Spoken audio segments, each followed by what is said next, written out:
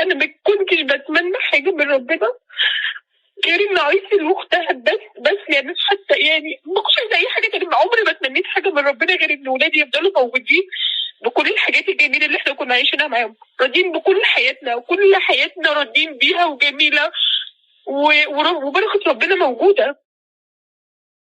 انا عايزه انزل البسين، انا عايزه انزل البسين. احنا كنا رايحين المصيف، كنا واصلين يوم الخميس، بنتي نزلت لعبت ساعه في الميه، اختها بتقول لي عايزه اغسل ايدي، فالولد ده كان واقف مراقبها. هو كان واقف مراقب ايسل كانت لابسه مايو بكم، اللي لفت نظرك فيها ان هي شعرها طويل، شعرها كيرلي وبنوته جميله كده يعني.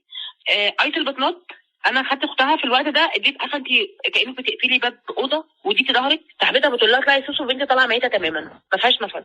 هي نطت، الواد شدها من تحت راح كتم نفسها. احنا كل ده طبعا ما عرفناهوش. ايسل وهي بتنط، عارفه انت الركبه من ورا الحته اللي هي الخفيفه اللي ممكن تسهل ان انت تتعوري او يجي لنا التهابات فيها من الحر دي، ايسل كانت متعوره في الحته دي. فالمغسله بتقول ايه ده، ايه اللي معور ايسل هنا ده؟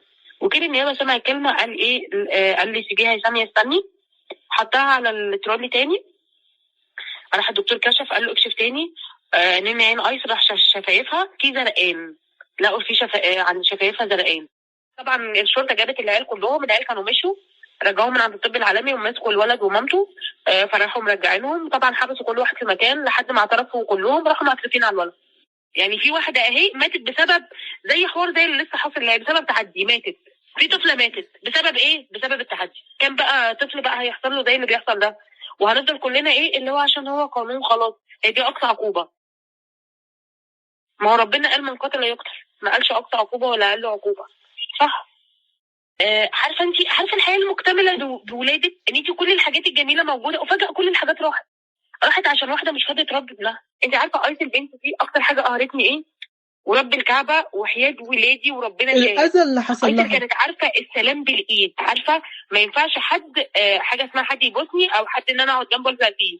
بنوته كده بتحب صحابها، بتحب اهلها، بتصلي، حافظه القران، شاطره جدا جدا في الانجليش، شاطره في العربي. هي بصي انت ممكن تسالي عنها المحافظه كلها. نفسي من قضيه ايسل دي، يعني انا وجهت الكلام لسياده الرئيس علشان يعني بصي عشان الاطفال التانيين دول ما لهمش ذنب. ايسل خلاص راحت، يعني في اطفال تانية ممكن تروح بسبب ناس قذرة زي دي، وفي عائلات كتير ممكن تتدمر برضه. انت ربنا هيحاسبك على اولادك دول، مش قدهم ما تخلفهمش.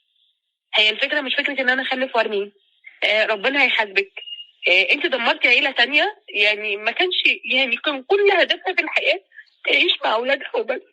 انا ما كنتش بتمنى حاجه من ربنا غير ان عيسى واختها بس يعني حتى يعني ما كنتش عايزه اي حاجه تانية. عمري ما تمنيت حاجه من ربنا غير ان ولادي يفضلوا موجودين بكل الحاجات الجميله اللي احنا كنا عايشينها معاهم، راضيين بكل حياتنا وكل حياتنا راضيين بيها وجميله وبركه ربنا موجوده.